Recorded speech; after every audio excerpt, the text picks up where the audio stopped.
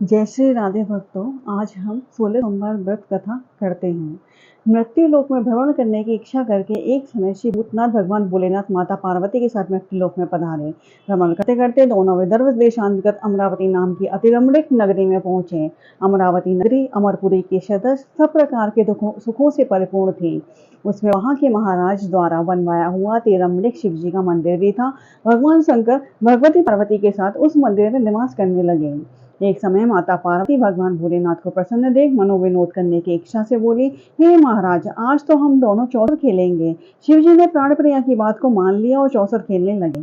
उसी समय मंदिर का पुजारी ब्राह्मण मंदिर में पूजा करने आया। माता पार्वती ने पुजारी से प्रश्न किया, पुजारी जी बताओ, इस बाजी में हम दोनों में से किसकी जीत होगी? वह ब्राह्मण बिना विचारे शीघ्रता से बोल उठा कि महादेव जी की जीत होगी। थोड़ी देर बाद बाजी समाप्त हो गई और पार्वती जी की विजय हुई। पार्वती जी बहुत क्रोधित हुई और ब्राह्मण को झूठ बोलने के अपराध के कारण शाप देने को उद्यत हुई। भोलेनाथ ने माता पार्वती को बहुत समझाया, परंतु उन्होंने ब्राह्मण को कोढ़ी होने का शाप दे ही दिया।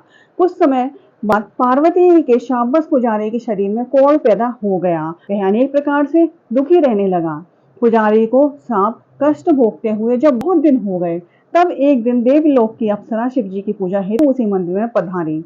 पुजारी के कोढ़ के कष्ट को देख उसने बड़े दया भाव से उसे रोगी होने का कारण पूछा। पुजारी ने निसंकोच सारी बात उन्हें बता दी। वह अप्सराएं बोली, हे पुजारी, अब तुम अधिक दुखी मत होना, भगवान शिव तुम्हारे कष्ट को दूर कर देंगे।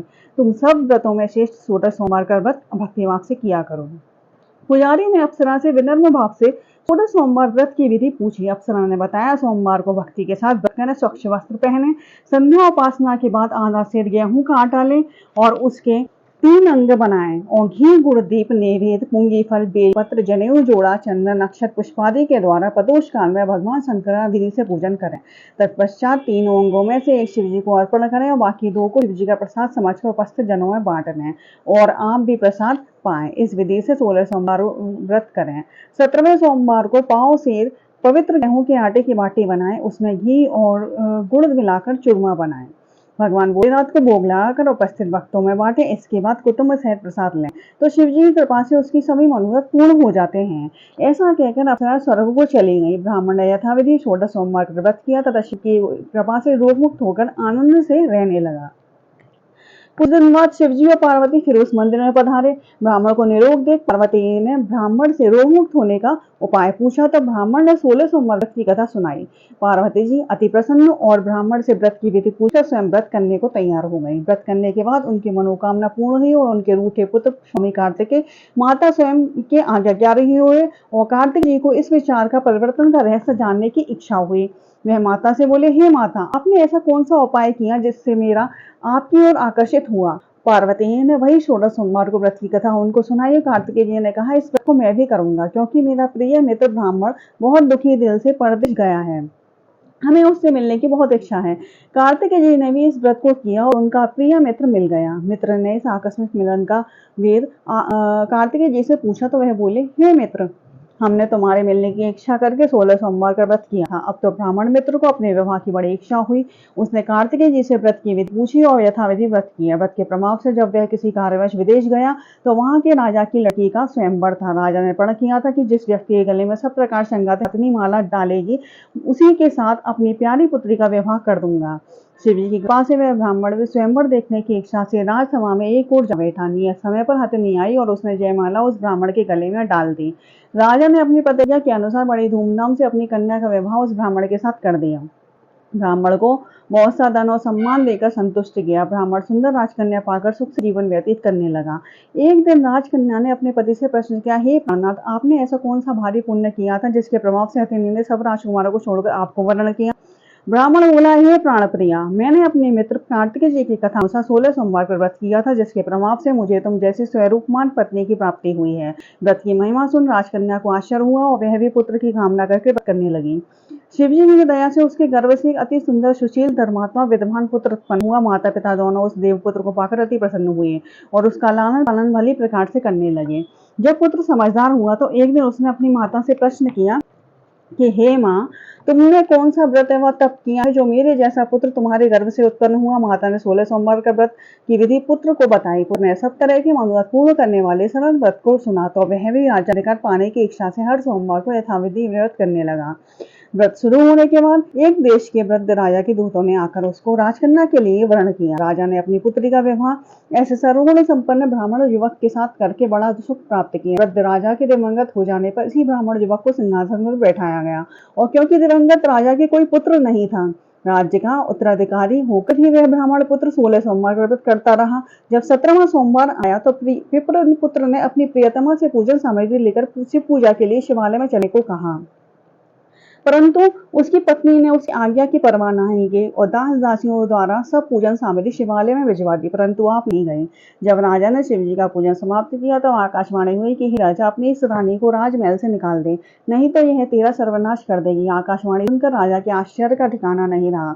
उसने मंत्रणागृह में आकर अपने सभासदों को बुलाकर पूछा कि हे मंत्रियों, मुझे आज शिव जी की आकाशवाणी हुई है कि राजा तू अपनी इस रानी को निकाल दे, नहीं तो यह तेरा सर्वनाश कर देगी। राज्य मंत्री तथा सभासद आदि सब विस्मय और दुख में डूब गए, क्योंकि जिस अन्याय के कारण राज्य मिला है राजा उसी को निकालने का जाल रच रहा है, यह कैसे हो सकेगा। राजा ने अपनी पत्नी को राजमहल से निकाल दिया। रानी दुखी हुई हृदय से भाग्यों कोसती हुई नगर के बाहर चली गई। बिना पद प्राण और फटे वस्त्र पहने भूख से दुखी धीरे धीरे चलकर वह एक ग्राम में पहुंची।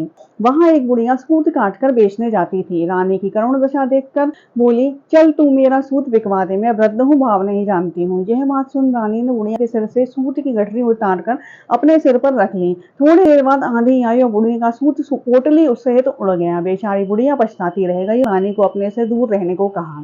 इसके बाद रानी एक तेली के घर गई और शिवजी के प्रकोप के कारण तेली के सब मटके उसी क्षण चटक गए। तेली ने भी रानी को अपने घर से निकाल दिया। अत्यंत दुख पाती हुई रानी एक नदी के तट पर गई तो नदी का समस्त जल सूख गया। तत्पश्चात रानी एक वन में गई। वहां जाकर सरोवर में सीढ़ी से उतरकर पानी पीने लगी। उसके हाथ का स्पर्श होते ही सरोवर का नील कमल के समान जल असंख्य कीड़ा में होकर गंदा हो गया। रानी ने भाग्य पर दोषारोपण करते हुए उस जल को पीकर पेड़ के शीतल छाया में विश्राम करना चाहा, परंतु रानी जिस पेड़ के नीचे जाती उस पेड़ के पत्ते तत्काल गिर जाते। वन सरोवर जल की ऐसी दशा देख गौ चराते ग्वालों ने अपनी गोसाई जी से, जो इस जंगल में स्थित मंदिर में पुजारी थे, यह बात बताई। गोसाई जी के आदेशानुसार ग्वाले रानी को पकड़कर गोसाई जी के पास लाए। रानी के मुख और शरीर शोभा देखकर गोसाई जी जान गए कि अवश्य ही कोई विधि की गति कि मारी कुलीन स्त्री है। पुजारी ने रानी से कहा, पुत्री, मैं तुमको अपनी पुत्री के समान रखूंगा, तुम मेरे आश्रम में ही रहो, मैं तुझको किसी प्रकार का कष्ट नहीं दूंगा। गोसाई जी के वचन सुनकर रानी को धीरज हुआ, वे आश्रम में रहने लगी। रानी जी जो भोजन बनाती है उसमें कीड़े पड़ जाते, जल भर कर लाती उसमें भी कीड़े पड़ जाते। रानी की यह दशा देख गोसाई जी बहुत दुखी हुए। रानी से बोले, हे बेटी, तुम्हारे ऊपर कौन सा देवता कोप है जिससे तुम्हारी ऐसी दशा है। पुजारी जी की बात सुन रानी ने शिवजी महाराज के पूजन का बहिष्कार करने की बात बताई तो पुजारी जी शिवजी के महाराज की अनेक प्रकार से स्तुति करते हुए रानी से बोले, हे पुत्री, तुम सब मनोरथ पूर्ण करने वाले 16 सोमवार का व्रत करो, उसके प्रभाव से अपने कष्टों को मुक्त हो सकोगी। गोसाई जी की बात मानकर रानी ने 16 सोमवार व्रत किए और 17वें सोमवार को विधि विधान सहित पूजन किया। उस पूजन के प्रभाव से राजा के हृदय में विचार उत्पन्न हुआ कि रानी को गए बहुत समय व्यतीत हो गए, न जाने कहां कहां भटकती होगी, उसे ढूंढना चाहिए। यह सोचकर रानी को तलाश करने के लिए राजा ने चारों दिशाओं में दूत भेजे। वह दूत रानी को ढूंढते हुए पुजारी के आश्रम में पहुंचे। वहां रानी को पाकर पुजारी से रानी को अपने साथ ले जाने का आग्रह करने लगे, परंतु पुजारी ने मना कर दिया। दूत चुपचाप लौट आए, महाराज को रानी का पता बतलाया। रानी का पता पाकर राजा स्वयं पुजारी के आश्रम में पुजारी से प्रार्थना कर ले, महाराज, जो देवी आपके आश्रम में रहती है मेरी पत्नी है। शिवजी के कोप से मैंने इनको त्याग दिया था, अब इनसे शिवजी का प्रकोप शांत हो गया है, इसलिए मैं इन्हें लेने आया हूँ। आप इनको मेरे साथ जाने की आज्ञा दीजिए। गोसाई ने राजा के वचन को सत्य समझकर रानी को राजा के साथ जाने की आज्ञा दे दी। गोसाई जी की आज्ञा पाकर रानी प्रसन्न होकर राजा के साथ नगर में आई। नगर वासियों नगर के द्वार तथा नगर को तोरण एवं वंदन वालों से विधि विधि से सजाया। नगर में मंगलगान होने लगे।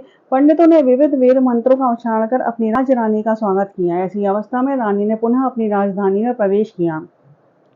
महाराज ने ब्राह्मणों को अनेक तरह से दान आदि देकर संतुष्ट किया। याचकों को धन धान्य दिया और नगरी में स्थान स्थान पर सदरबत खुलवाए, जहाँ भूखे लोगों को भोजन मिलता था। इस प्रकार से राजा शिव जी की कृपा का पात्र हो राजधानी में रानी के साथ अनेक तरह के सुखों को भोग करता हुआ सोमवार व्रत करने लगा। विधि विधान शिव पूजन करते हुए इस लोक में अनेक सुखों को भोगने के पश्चात दोनों शिव जी शिवपुरी को पधारे। और जो मनुष्य मनसा वाचा कर्मणा भक्ति से 16 सोमवार के व्रत एवं पूजन इत्यादि विधिवत करता है, इस लोक में समस्त सुखों को भोग कर अंत में शिव धाम को प्राप्त होता है। यह व्रत मनोरथों को पूर्ण करने वाला है। बोलो शंकर भगवान की जय, बोलो पार्वती पते नमः।